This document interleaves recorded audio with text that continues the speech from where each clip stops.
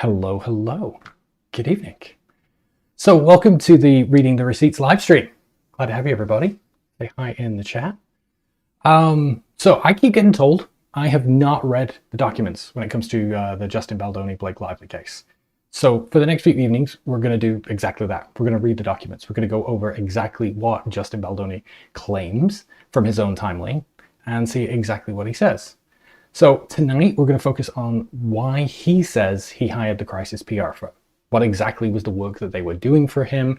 And then when exactly did the social media manipulation campaign start? I really hope Blake will become victorious in this legal battle. We'll see. So quick disclaimer before we get into it. We are going to look at some legal documents. I am not a lawyer. I am not your lawyer. This is not legal advice. All of the allegations we're going to cover are just that. They're allegations and have not been proven in court. Nothing we're going to talk about tonight should be taken as fact, and this is all just my opinion provided for entertainment purposes. Okay, we got the disclaimer out the way. So let's start out by just covering who the key players in all of this are. There's a lot of names involved. We're going to talk about some of them tonight. So if you haven't quite mapped it out, totally understand.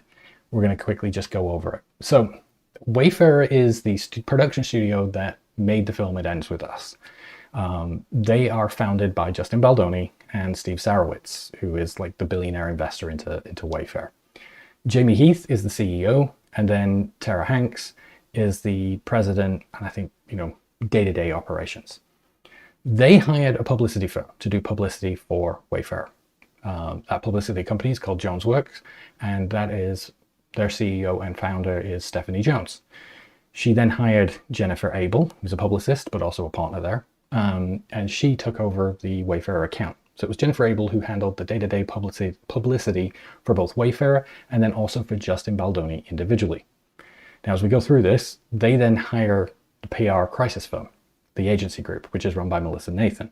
And Nathan, in turn, then hired Jed Wallace, who runs Street Relations. Okay. Yes, came ready with the presentation and all. Absolutely, always. On the Blake Lively side, you'll notice that there are a lot less people. There is Blake Lively, and there is her publicist, Leslie Sloan, who works for Vision PR. I think she's the owner of Vision PR. Okay, so that is it. Okay, so we are going to pull up Justin's timeline of events. If you want to follow along at home, we're going to jump to July 23. If you want to follow along with the documents that I'm going to be opening tonight, we're going to look at Justin Baldoni's timeline, Justin's, I think, original complaint against the New York Times, his 179-page one, his amended one, Blake's original CRD complaint, her amended complaint, and then also the Jones Works complaint against Wayfarer as well. So you can see, got them all open here if you want to as well. I will try and have a link for tomorrow so that it has all these documents in if you don't already have them, and it will be in the replay in the description for the video. Okay, so jumping to July 23rd, because this is really where they talk about the crisis and why they hire Melissa Nathan's company. So there is the potential, the premiere coming up for the movie, right? I think August 6th. So in Baldoni's own timeline, he says he says that Sony, on the 23rd, informs Wayfarer that Lively had demanded that Baldoni, Heath, and Wayfarer refrain from attending the New York premiere and threatens a cast-wide boycott if they do. Now, he's framing it in this way, but if you go to his 179-page complaint, which, where are we? And then we go to page 102. No, yeah, 102. What he talks about here in the complaint is that Lively had said that if Baldoni attended the premiere, she and the majority of the cast would boycott. This was not them threatening. They were not telling him he couldn't attend. They were setting a boundary. Things had broken down so much between Baldoni and the rest of the cast that they had all told him, if you show up to the premiere, we're not going to.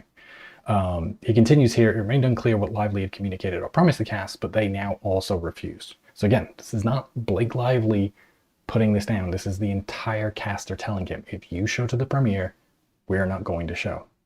So he continues in his complaint that they refuse to give in to this entirely unreasonable demand. and valiantly searched for a compromise.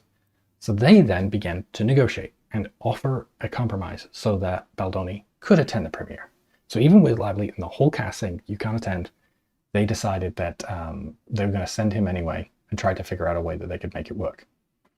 So continuing again in their complaint, they come back and say, okay, finally, through Sony, Wayfarer persuaded Lively to permit Baldoni and the Wayfarer team, along with their friends and family, to attend, though only under demeaning and humiliating conditions. Those conditions were, they were relegated to a separate theatre to view the film, required to arrive at a different time than the rest of the cast, and instructed to leave the red carpet immediately once Lively arrived. Okay? So again, this is the plan that Wayfarer have negotiated and put forward. They expect to be in different theatres, they expect the rest of the cast to not be with them, and they expect to be instructed to leave the red carpet as soon as the rest of the cast arrives so that they can't be there. Okay, so back to his timeline. Immediately, the next day, because they know they're going to put their foot down and force Baldoni to go to the premiere and the rest of the cast to deal with it, they said, mindful of the potential premiere boycott and not knowing what Lively and Reynolds were planning to do if they attended, Jennifer Abel, their publicist, emails the Wayfarer team to get Lively's legal letter from November to then start to, prepare for the worst, for all of this stuff to come out. Because contrary to what they were saying about Lively only brought this up afterwards, they had no idea, they're very clearly here in July prepping by bringing up the list of complaints that they had from November in the prior year. So in Abel's letter, she says, hey Jamie, I understand you are also compiling info on the various incidents. So again, Wayfarer are actively recognizing there are a number of problematic incidents that they are worried are going to leak to the press, and they are starting to do damage control. Abel continues and says, due to the ambiguity and uncertainty of what could potentially be claimed, we just need to be prescriptive and immediately refuting whatever is made public. Right? So they're getting that list of 17 protections for return to production because they want to go over it with a fine-tooth comb. They want to get witnesses. They want to get their story straight. They are terrified that details of that complaint, of those complaints, are going to go public. All right. So continuing on, they get their document. They go back and they're talking to WME, and they say, I thought this was kind of cheeky, Abel's little email back where she says it's a list of her demands, not her grievances. Anyway, so then later that same day, Abel contacts Jones for crisis PR firms to represent Baldoni. So it is immediately in the aftermath of them deciding that they're going to go to the premiere that causes them to now ask for PR crisis firm recommendations. So Abel talks to Jones and they get a couple of recommendations, but one of those recommendations is not Melissa Nathan. Nathan had worked previously with Jones. Jones did not like the dirty tricks that she uses, and Jones talks about in her complaint, she had vowed that she would never work with Nathan again. However, Abel had worked with Nathan, as we see through the complaint. Abel is the one who suggests and endorses Nathan and says, hey, you should work with this company. The next day, July 25th. I wonder how bad his conduct was when they set that boundary. Absolutely. And it's the entire cast, right? I mean, this is something they all agreed on. It's not somebody who has stepped out of line and they got them all to agree. Something happened, right? You don't have to believe all of the allegations, and we'll go into the allegations tomorrow, but something very clearly happened that they are nervous about, and that the entire cast is united, not wanting to be in Baldoni's presence. So July 25th, so we're now 2 days, they then meet with TAG and they propose a scope of work. And you see here the emails, thanks for taking time to connect with us. She sends over the PR scope of work, and Justin's team very kindly put the whole thing in here where they talk about, hey, this is what we're going to do. Crisis prevention and mitigation. We're going to support him with perspective and counsel, create statements, do background, talking points for the press, reflecting the company values, key messaging, basic PR work. There's nothing here that, would be above and beyond what you would normally expect from a PR firm. And they are saying that, hey, it's going to be $15,000 a month. That's going to come important later. Now, we also know from Jones's documents that they were currently paying $20,000 a month for Jones work to do PR for Wayfarer, and then an extra $5,000 for them to do PR work for Justin Baldoni on top of that. So they were already shelling out $25,000 a month for their general PR. Now they're adding on an extra $15,000 a month for Melissa Nathan what appears to be PR that is exactly the same, but obviously was not. Okay, so upon learning that Wayfarer was working with Nathan, Jones then has this long conversation with Abel, basically saying, hey, can you go tell Wayfarer not to work with Nathan? We both agree that she's bad news. Abel sort of is furtive and kind of, oh yeah, I will, but later, and then obviously never does. Okay, so then we come to July 26. Baldoni emails or text messages here Jennifer Abel to say, this is the shit that I'm sure they want to do, unnamed sources, etc. And links her to this article about Francis Ford Coppola. Now, at the time that he was filming Megalopolis, basically there were rumors around him being inappropriate with various cast members.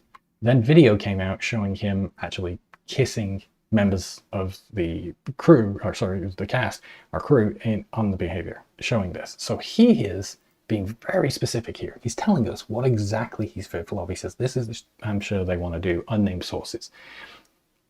It's not that she took control of the movie, right? It's not that he made them uncomfortable or other stuff. It is specifically about, inappropriate conduct on there. So again, keep that in mind. Okay. So next, we go through and, Abel then decides she's going to leave Jones Works because in the middle of all of this mess, as if there isn't enough already going on in all of this, Abel decides to leave Jones Works, set up her own company, and does so taking Wayfarer as a client, which, if you work in any sort of like contract firm like that, you have non-compete clauses in your contract which prevent you from just lifting your clients as you leave because you're a competitor, right? This is what Jones Works' complaint against Abel is a lot about, that she stole trade secrets, that she tried to take these clients, that she was working to undermine the company that she left. So a lot of that is all about that. Okay, so next piece, July 31st. Social media detectives begin to notice Baldoni's absence from the promotional content being posted online. They bring this up because this is where they start to get concerned. It wasn't just that the cast didn't want him at the premiere, they also didn't do promotional material with him, okay? And so they're starting to see that people are noticing online. Now, August the 2nd is when they put together the scenario planning document. And they do so because they have learned from Nathan here a negative story was being circulated, calling his Baha'i faith a cult, accusing him of fat shaming Lively, all of this stuff. They learn that this article is being shopped, that news outlets are going to write this article about him. So they do the scenario planning document because they're wanting, again, to get prepared. I'm going to talk more about this on Wednesday. We're going to go deep into the news articles that were being worked on around this time, the Daily Mail, and this one, the New York Post article, because as we'll go through these text messages, they refer to these two articles a lot. So they put together the planning document, talks about it and corrects pieces of it. And this is where the, Justin comes across and says, I'm not in love with the document they sent over. I don't feel the protection I felt on the call. I really need to feel like there's something stronger here. Now, the scenario planning document was provided as part of Blake Lively's original CRD complaint. And in it, they actually specifically call out, we should be prepared for Blake Lively and her team to make her grievances public. So they're telling us, again, what's the crisis they're worried about? What are they fearing? They're fearing those allegations and the stories about his behavior on set becoming public. Given she was made to compromise with the premiere, we feel she will move forward with doing so. Again, they are letting us know again, categorically and clearly, that their concern was because they were fighting and trying to push back on this premiere issue of Baldoni attending, they were worried that the cast would actually follow through with the boycott, and then people would ask more questions about why doesn't the cast want anything to do with him, or they were worried that they would have to concede and Baldoni wouldn't show, and then everybody would, know that he was not there and again ask questions. Okay. Back to the timeline. So this is the whole exchange that they complain about and say, hey, Blake Lively left out some messages in it. But this is where, and you can barely read what it says in here. But this is where, the text message where it says he wants to feel like, she can be buried, right? And he's saying that, hey, look, I know, I think you guys need to be tough and show the strength of what you guys can do in these scenarios. He wants to feel like she can be buried, right? And again, the receipts here from Justin's side are, well, these messages weren't included and they changed dramatically the context of this exchange. So we'll go through and see if those extra text messages change the context. Of course, when we send over the documents, we can't send over the work we will or could do because that could get us into a bit of trouble. And again, I said this in my original video, I'll say it again. The moment you say that, you probably shouldn't be doing what you're doing. We can't write it down. We can't write, we will destroy it. We can't go to that. We can't do this. We will do that. We will do this. Of course not, but I told him that's the point of talking through. Oh my gosh. Let me go back to the other version of this that we can actually see over on his timeline. What was it? Page 96. Let's get an actual readable version of this. Here we go. He has to look at it as information document for us to be armed with. That's all. Imagine if a document saying all the things he wants ends up in the wrong hands. Again, if you're having to say this, probably shouldn't be doing what you're doing. The work is not the document, the work is the actual crisis. If it's any consolation, he's like this with everything. He overthinks, stresses, high anxiety. He just needs to be educated on how this process works. We can bury anyone, but I can't write that to him. I'll be very tough. And also, as you know, this is twisting, turning because we don't know their moves, but don't worry, I get it. I may just drink half a tank of Pepto-Bismol and I'll be ready for the call. Yes, exactly. And maybe that's how you approach the Baha'i thing. Settings. All right, hopefully we're good. Let me know. Seems to be working now. Great. Okay. All right. Cool. Did we just redo the last 20 minutes? All right. So August the 5th is when he sends the screenshot of the X thread, Twitter thread of Hailey Bieber saying this is what we would need. So I will go over this bit again. Where it's this X thread, this Twitter thread of talking about Hailey Bieber, her history of bullying many women, documenting all of it. So again, Baldoni's being very specific here about what he's looking for and what he needs, right? They're not being reactive. He's talking here now about being proactive and her history of, bullying comments and trying to, damage and go after her reputation. And again, all of this right now, preemptive, nothing has happened. Okay. So now we come to the actual premiere, right? And then again, this is where Wayfarer then complained about, security escorted him to the basement and he wasn't allowed to be with Lively in the cast and he had to go to a separate screening and blah, blah, blah, blah, blah, blah, blah, blah. Just pointing out the low rise. No, it was not you. It was me. It was me. And that he had to go to a separate screening. But remember, this is Wayfarer's plan. This is what they had said weeks ago was their solution to not having the cast boycott. But when they follow through with Wayfarer's plan, somehow it's still Blake Lively's fault and she's to blame. Anyway. The day after, he talks about here, articles about a potential cast feud begin circulating, social media chatter intensifies, and audience take notice the cast had unfollowed Baldoni. Okay. And then they show us this article from The Sun. If you're not familiar with The Sun, it is a tabloid from the UK. They have a US version, but it's your page 6, right? Your TMC, right? I say this, just hold on to this for a second because this gets published later in the day. It's earlier in his timeline, but this conversation happens first. So now he shows us a conversation on August 7th between Melissa and Jennifer Abel. And he shows us these screenshots. They do not go left to right. They go top to bottom. So we're going to be jumping up and down as we go through this. Melissa reaches out to Nathan early on Wednesday, 7th of August, 7:30 a.m. And she says, I'm going to say one more thing. This is the time to make a decision on the social planning. Would rather be in front than in the back, and it costs way more in the back. That's all I will say. And I hope to have that I am 100% wrong, but just to have that flag, that's my job. Jennifer says, do you think we need it from what you're seeing? Because we've also got a planned response if we need to, considering all the interviews he's doing between now and Friday. Nathan says, not this second, but it's one of those better safe than sorry. From what I'm saying, I don't think you need it this second, but I just want you to be really, really aware. I am an over planner because, socials. Understood, we could get on a call with Jamie later today. We will have a break around 11:30. Again, hold on to that.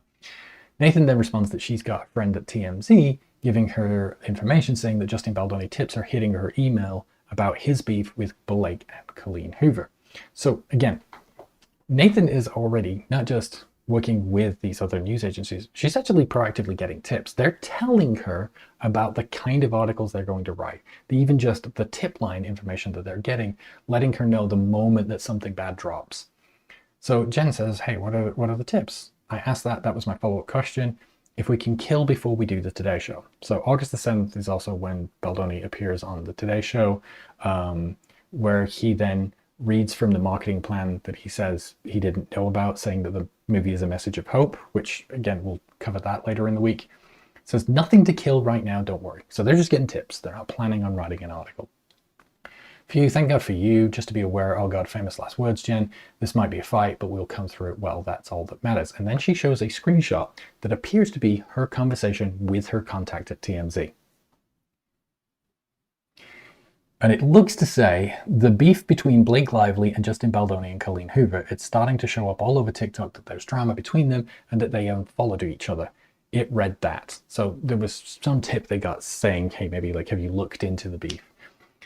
So again, people are noticing that they don't follow each other, that they're not doing promotion together, and it's concerning them. Jennifer Abel says, it's all fan speculation because he was in Sweden. Justin had gone to Sweden with his wife, I think, for her birthday. And then as a director, he did press separately. And then just say that they never followed, right? So now they're trying to shift the story and deliberately lie and say, oh, no, they didn't unfollow him. They were never following him. I mean, yeah, clearly that didn't work. I hate everyone. Nathan says same. Blake Lively's Vogue cover just dropped. Reading it. I've read it. It's fine. Barely anything about the movie. The entire thing is meaningless fluff. Okay, so she didn't, and then they redact this word, him, then. Now it could be it just says she didn't mention him. I don't know why then they would have blacked that word out if it says mention him. It could be it says something a little more unfortunate. So maybe she says, okay, she didn't expose him then. We don't know, but let's assume that it was just she didn't mention him. No, thank God. And she says she finishes the cookie and jewelry sparkles in the light. So we don't have the middle piece of this, but thankfully we know where this comes from because it's in the Vogue interview that they are talking about. You look for cookie. She finishes off the cookie and brushes off the crumbs. Her ear jewelry sparkles in the light. So they're quoting the article here from Vogue. Again, where is it? She finishes the cookie and, her ear jewelry sparkles in the light. Jen shows a vomit emoji. Yes, good point, Bellman. And then there's a gap. There's a gap of a few hours. Now it says 11:52. The Sun article says that it's 13:49, which would be earlier. Long story short, I don't think the time's quite right on this. But I think this is the article they are talking about because immediately she says, we can't change that headline. It's not a place that would. It's clickbait and it's reporting on what happened, which did happen, which would not be the Vogue article. The Vogue article isn't clickbait. And the article's headline is not something they would need to change, right? Blake Lively on fame, fortune, good family, family, good fortune, and becoming glamorous jewelry for Baz Luhrmann. None need to change it. So they're talking about another article. I think it's the Sun article. They don't show us. I've already shown how his text messages are deliberately doctored and edited. It could be that there is a message missing here where Nathan shares that article. It could just be that that conversation happened somewhere else, like maybe on Signal or they had a phone call. We don't know. All we know is the change conversation here and they're talking about some other article that they're concerned about. Monitor that article heavily. Okay, copy. I think we really need to put the social combat plan into motion. Now, again, at this point, they've already hired Nathan. Nathan is working for them. Nathan is clearly doing PR. They are talking about something additional other than the work that Nathan is doing for them. So do I. We are heavily monitoring, trust me, and one of our friendlies updating us as well. Can you call Jamie and get the green light? Yes. So again, this is August the 7th around 11:52. They talk about calling Jamie and getting the green light. Okay, for the next piece of this, we jump over to Blake Lively's amended complaint.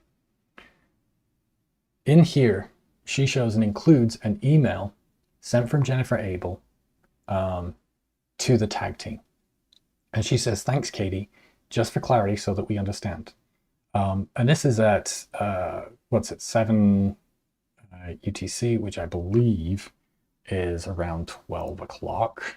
Let me just check. Let's bring that up. All right, let's go look. 204, let's go see what time that is. August the 7th.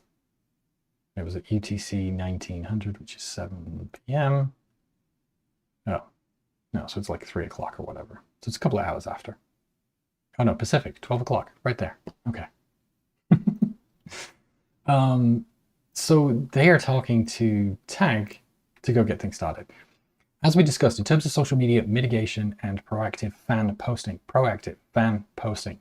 to counter the narrative, or is this in addition to the 15K previously agreed upon fee for Tag and does not include what we were discussing with Melissa Nathan earlier regarding social manipulation from the separate team based in Hawaii? In short, is the total fee incurred by Wayfarer 30 grand, or is there more required to ensure we are properly protected? Right after, about 6 hours later, there's a second email where Abel then sends to Jed Wallace saying, "I'm sorry, I'm in morning press from 6:30 on and we head straight to Chicago. Tag team, is this something you can bring them up to speed on so they can hit the ground running? I'll have some freedom in the matter later in the afternoon to connect, but I don't want to hold them up."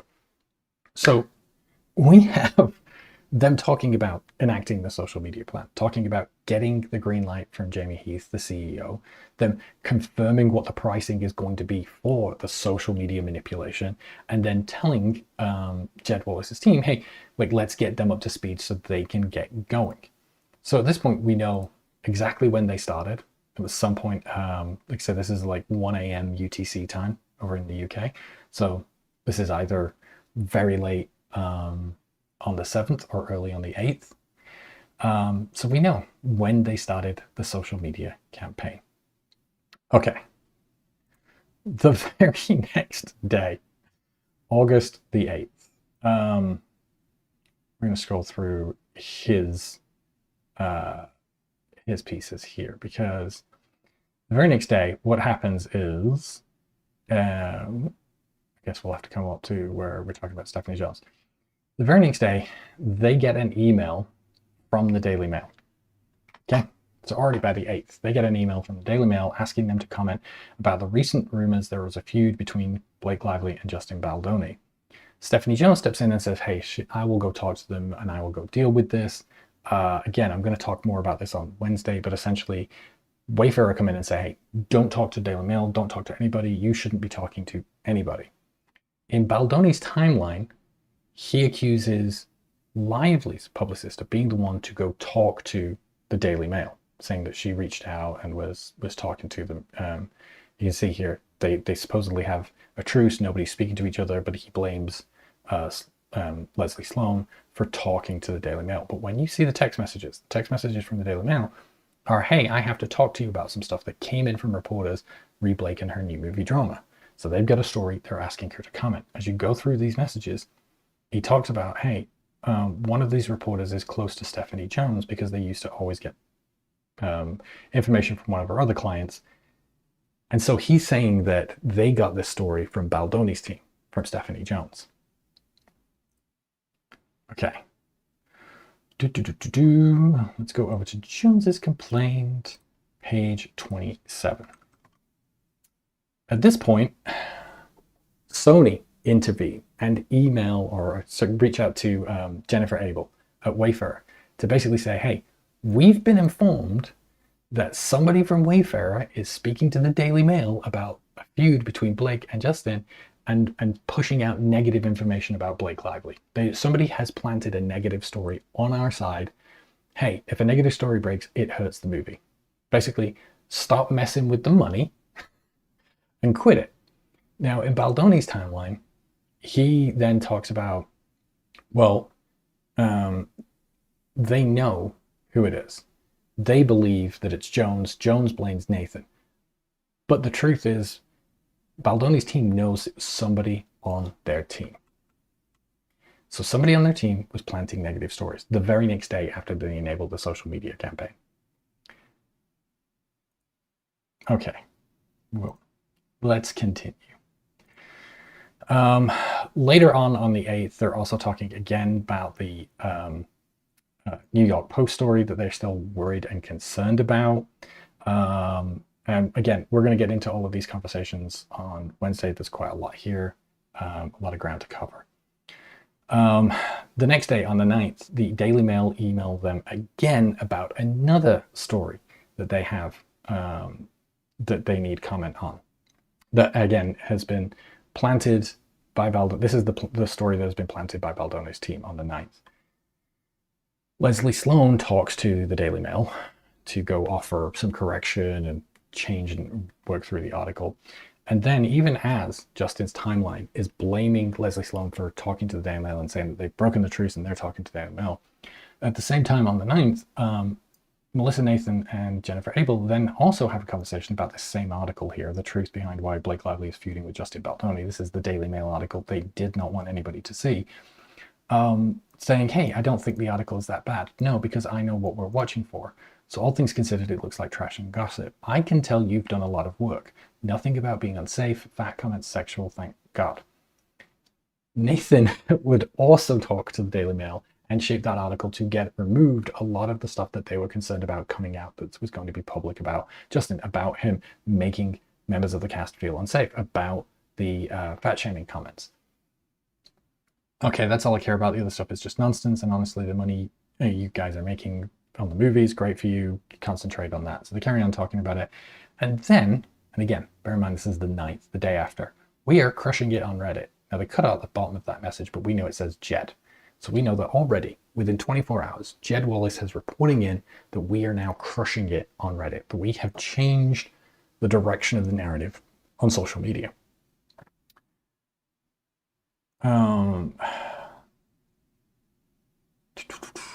They carry on their conversation. They're talking about other articles. Again, Melissa Nathan's talking to Abel and says, you know, oh, you've got no more press requests. We've managed to deflect the press requests we've had. All press is so overwhelming. We've confused people. Not people are confused. Not they have been confused. Not the press has confused people. We have confused people. So much mixed messaging. It's actually really funny if you think about it. So this is them, again, showing that they are actively going in to change the narratives, to put out mixed messaging, to make sure it's deflected from really people speculating too much about what is the real reason for the feud. Let me see what's else. So we're carrying on now to the 10th. They make a problem, and then they took 175 to grant. This is what we're going to cover on Wednesday, but it looks very much like, yes, the whole crisis was invented. So carry on to the 10th. So again, this is the day after the day after. So we're just 2 days into this. They're talking, hey, the majority of socials are so pro-Justin, and I don't even agree with half of them.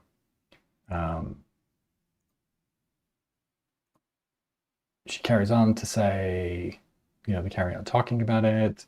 I mean, that was a lot of work just talking everyone off the ledge for those two pieces, meaning the Daily Mail piece and also the New York Post page 6 piece. We are so lucky right now. He has no idea the stuff we know that they want to put. She's talking about how Jamie Heath wants to now have the crew reach out and give positive things to combat the stories. And I'm like, why? What's the harm in having people say good things? And I'm like, no, because then they will search and search and they will find someone to say something bad. Again, they wouldn't be worried about this if there wasn't stuff that they were absolutely trying to hide. Then they come on and basically say here at the end of this conversation, socials are really, really ramping up. And in his favor, she must be furious. It's actually sad because it shows you how people really want to hate on women. I know it's sad, but then, like, don't be a C word. She did it to herself by doing the unfollow thing and insisting no photos together. So all through this, as they are planting these articles against Blake Lively, these negative articles, as they are bragging about how social media has been manipulated towards Baldoni's favor, they're then justifying it by saying that she should not have unfollowed him and set a boundary about not wanting the man who has harassed her to take pictures with her. And yeah, I don't know. I have problems with that. Okay, still on the 10th. Again, we were just 2 days, 2 days into the media campaign. Hi team, so far extremely limited pickup on Daily Mail and Page 6. Again, they're referring to the two articles that they do not want people to see. We'll continue to keep an eye out and send pieces as needed, but so far it's been steady coverage on pure speculation.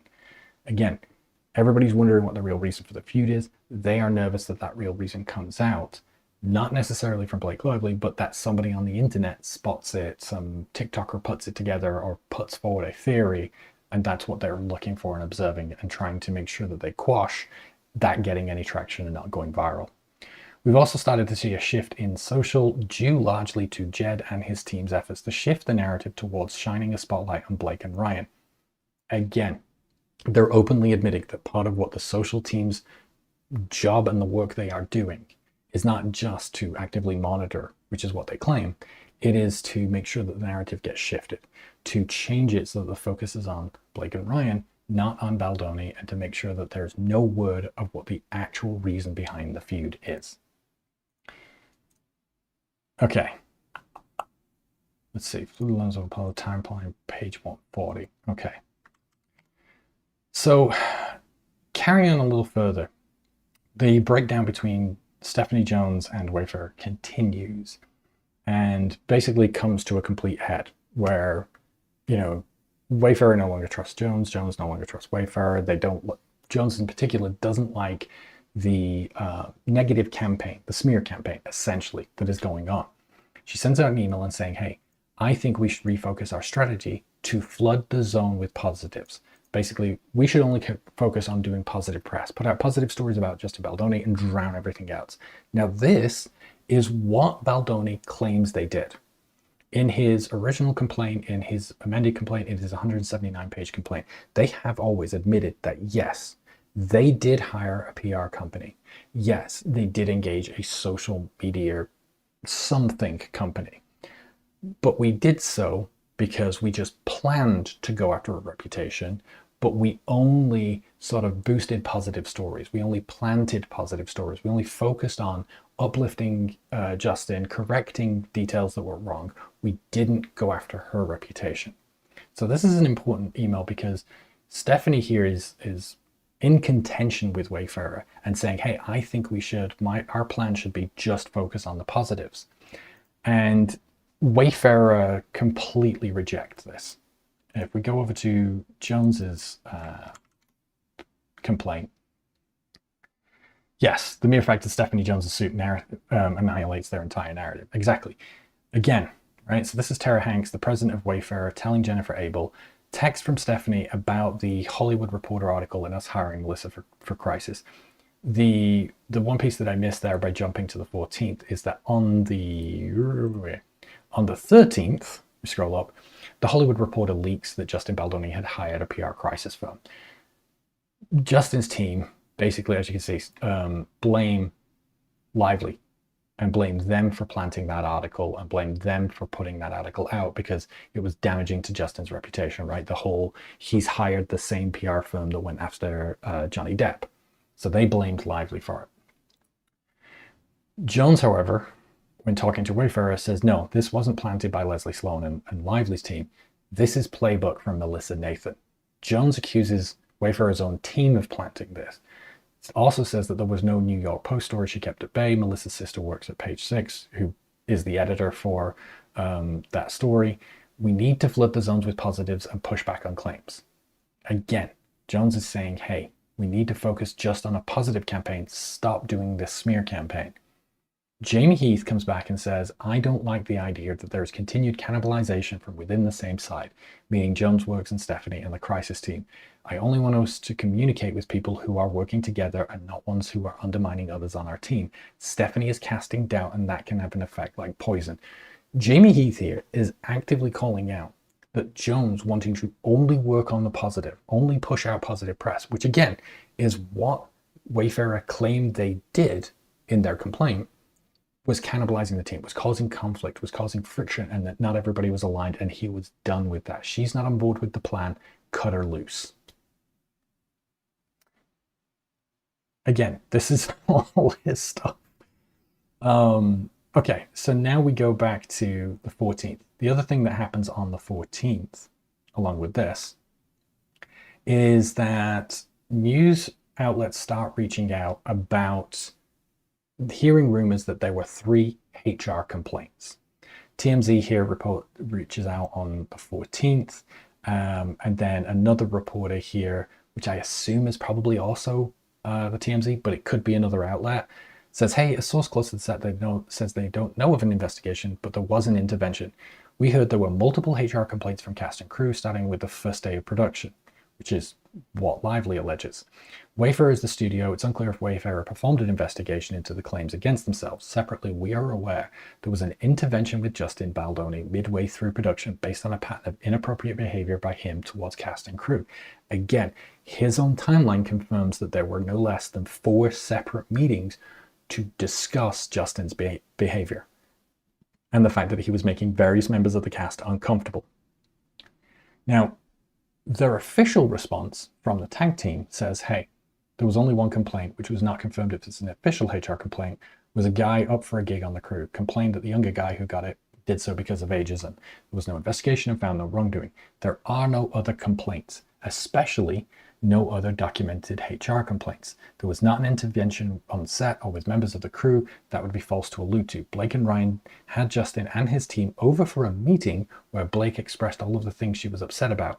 This was not Justin versus the team behind the film. It was his team versus Blake and Ryan. More of a contentious meeting. The way it reads now reads as if it was a proper intervention with cast and crew. Not true.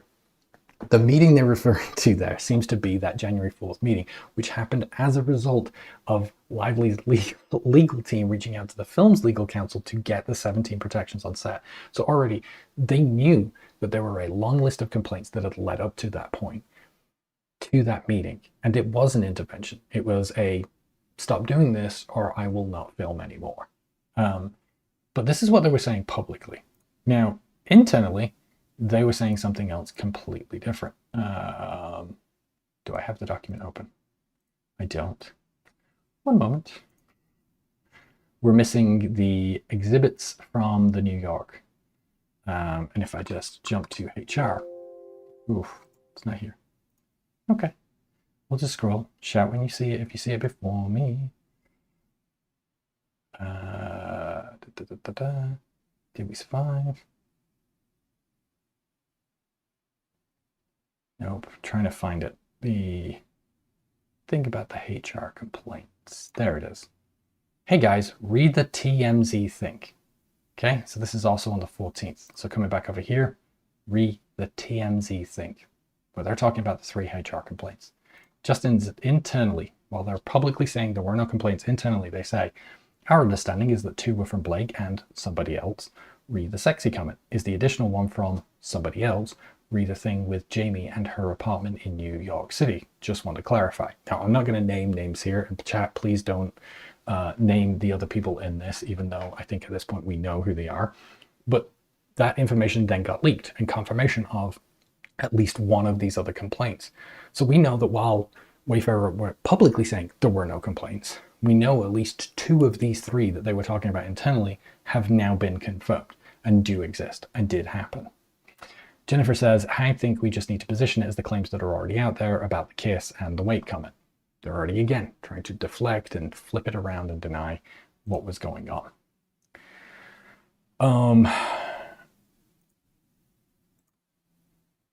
So then we come to, I think, there's more articles in here. more press. Could Blake be cancelled? That they are working with, they talk about actively working with. But I think the bit that gets me is this on the 18th. Baldoni asked Nathan to confirm this is not us, correct? And they say, oh no, this would never be us. And I believe, if I remember rightly, this is in response to a video posted by Perez Hilton. And they're saying, nope, we would never do that. No one pays him any attention to this person since 2006. He's not relevant. He doesn't create a news headline, not one outlet that would talk to him.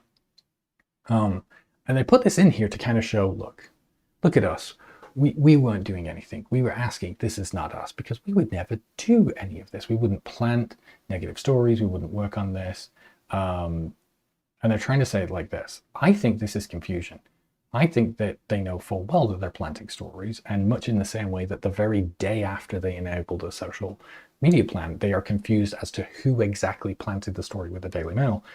They're again confused. Did we do this? And the reason I say that is because if you look in Blake Lively's original CRD complaint, page 51, remember the 14th is when they get the complaints about the HR complaints, right? Where they get all of these inquiries and they talk about, hey, there's multiple media outlets asking them about these HR complaints. The day after, the 15th, the day after they've been inquiring about these HR complaints that somehow have leaked, Justin sends a message to Melissa, not to Abel, directly to Melissa, saying, my partner Steve asked about flipping the narrative from the leak this morning about Ryan saying script was a disaster and he saved the movie, to something about Ryan claiming the female hired feminist writer didn't know how to tackle a female film, using their own words against him. The day after, they almost get caught with the HR complaints. Baldoni is telling Nathan, hey, go plant this. Go plant this narrative and go change it. And let's go call Ryan Reynolds, a misogynist, and that he doesn't like, feminism and doesn't like female writers. So even here, right, where Baldoni's complaint on the 18th is trying to show that Baldoni wasn't involved in this, didn't know about anything, and use this, hey, this is not us, to kind of show, oh, we don't do any of this, right? This is not us. I wouldn't know anything about this. We have text messages showing that he was promoting ideas. He was trying to plant seeds. He was trying to plant information to go after Lively in a negative manner. After having said originally, the scenario planning document didn't go hard enough. I want it to be buried. All of the rest of the stuff. Okay, so let's wrap it up, right? So what we've learned, right, from his own timeline is that they were nervous mostly about the internet speculating why Baldoni was isolated from the cast in promotion, and specifically what was going to happen with the premiere. Would the cast boycott the premiere? Would the cast notice that Baldoni was not part of the premiere, given that Wayfarer's solution to the issue, to the cast not wanting to be with Baldoni, was to propose this two-theater, don't be on the red carpet at the same time, stagger their arrivals solution, right? Again, Wayfarer's idea. It was Wayfarer's idea that got Justin sent to the basement. It was not Blake Lively's. So then they hire Tag and Jed to shift the narrative. They want to make sure that the speculation doesn't lead to anything. They want to make sure that people are confused, to throw out different scenarios and bragged about how we have confused people, that, people believe the feud was about the fact that she took over the movie instead of what it was really about. And we know that they launched the social media campaign between August the 7th and August the 8th. Within 24 hours, they were noting the success of that campaign and continued to comment about how the unbelievably positive support that Justin was getting on social media. And then Wayfarer admitted that their PR did plant negative stories about Blake, and even they were confused as to who exactly was doing the planting. Both Justin and Steve Sarowitz were brainstorming ideas of theories to plant and shift that narrative to negatively go after Blake Lively and Ryan Reynolds. And again, this is everything they admit to in their own timeline. Okay, so I think we're good. I have a recording of me saying I didn't do it. Yes, I will talk about this on Wednesday. It's funny, I just really got this up. We're going to talk about this on Wednesday as we go into the social media manipulation and the smear campaign, where they include this screenshot of Nathan saying, this is unfair because it's not me. Everything looks like me. It's not. And they're trying to say, see, look, she says that it's not her. She says it's not her, but this is a screenshot of her talking to a reporter. This isn't her talking internally to Wayfarer saying, hey, this is not me. This is her going to a reporter going, oh, I don't know. It's not me. I don't know anything about it. Like, like, yeah, yeah. So yeah, I think there's definitely more in that. All right. So cool. I got it done in an hour. I was worried. I was worried we wouldn't get it done in an hour. So fantastic. That wraps it up for tonight's stream. So thank you everybody for joining. Hope you enjoyed it. Hope you learned something. Thank you for the support. Tomorrow we're going to do this all over again, and we're going to focus specifically on what were Blake Lively's allegations. What does Justin say to combat, counteract, deny those claims? What is, what does Lively claim was true? What does Baldoni claim was true? How do they compare and mash up? Does it seem like he's able to easily contradict those stories? Okay, Speedy, yes. I wanted to try and get through quickly. So thanks for everybody for joining. Hope you join us tomorrow, like I said, as we go through the smear campaign. Tomorrow is the allegations. Wednesday will be the smear campaign. Thursday will be the marketing plan. And then Friday, we're going to wrap up with Q&A and whatever other theories you've got. So if you've got other things that you want answered, if you've got questions, if there's pieces of this that you want explained or gone into in depth and talk about, let me know either in the comments on the YouTube videos or, hit me up on any of the social media and just, let me know what it is you'd like to see come Friday. Other than that, if you're enjoying the content, please do, do all the things like, subscribe, comment. It helps to boost it so that other people can enjoy it. And be sure to check out the community tab because I've just launched memberships as well. So if you're interested, come Friday, those of you who join on Friday, I will be throwing out free memberships. So yeah, cool little treat. We're going to have a bit of a party on Friday. Anyway,